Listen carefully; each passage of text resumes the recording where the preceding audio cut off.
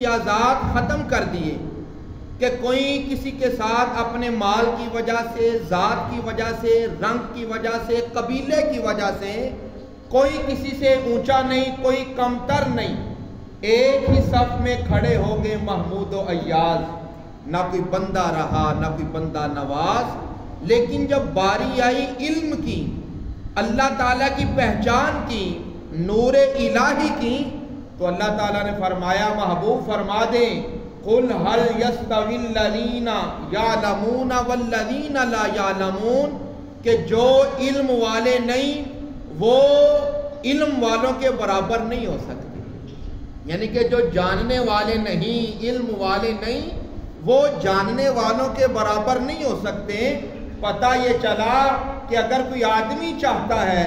میں اللہ کی بارگاہ میں بڑے رتبے والا بن جاؤں، اللہ کی بارگاہ میں مبارک رتبے والا بن جاؤں، تو وہ بندہ علم دین حاصل کرے، اللہ تعالیٰ اس کو برکتیں عطا فرما دے۔